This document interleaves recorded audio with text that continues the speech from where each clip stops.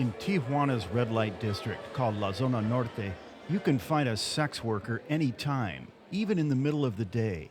You come right here and you look for a girl, you get whatever you want, you do whatever you want, for a little bit of money. 29-year-old Linda Sandoval has been selling herself on the streets for more than a decade. One of the hotels she uses charges $3 for 20 minutes in a room. You just stand here and you just wait for a client to get here and take you to the room. Sandoval started as a stripper in local clubs when she was 13. She began shooting drugs shortly thereafter. Sandoval says sex work is humiliating. Clients ask her to do things you couldn't imagine.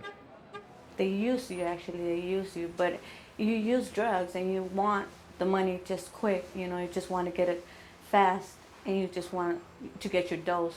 So it don't matter what you have to do to get your dose. And that includes having unprotected sex or sharing dirty needles. This kind of high-risk behavior takes its toll. An estimated 6% of sex workers in Tijuana are infected with HIV. 12% of sex workers who shoot drugs have the disease.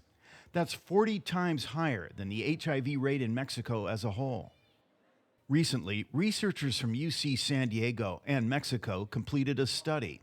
It involved nearly 600 HIV-negative female sex workers in Tijuana and Ciudad Juarez. The study tested whether a brief intervention could reduce risky behavior and diminish the rate of new infections. The women were randomly assigned to 4 different groups. Each group received a 30-minute counseling session on how to negotiate safe sex and one on how to reduce risky injection practices. Each session was either a lecture or a more interactive format. Every 4 months, women were tested for sexually transmitted diseases, including HIV and syphilis. After 1 year, the data was analyzed.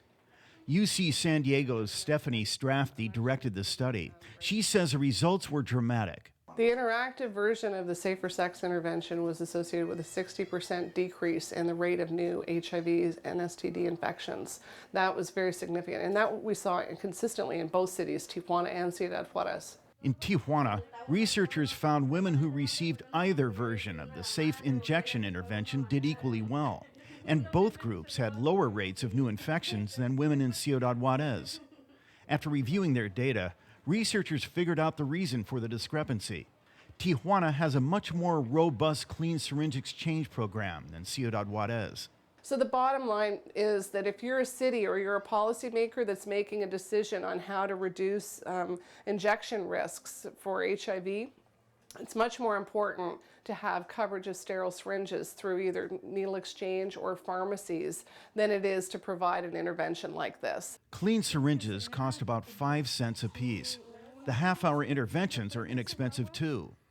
Some question the value of spending any money to prevent sex workers from becoming infected. But UC San Diego's Jose Luis Burgos says it's a sound investment. Eventually, many of them, change their lives. So, but potentially they are going to have children. They are going to have interaction with people from Tijuana, from Mexico, and from the U.S. So I think it's an investment that makes sense, not only for Mexico, but for both countries. Linda Sandoval hopes to get out of the sex trade soon. She's met a guy she'd like to have a family with.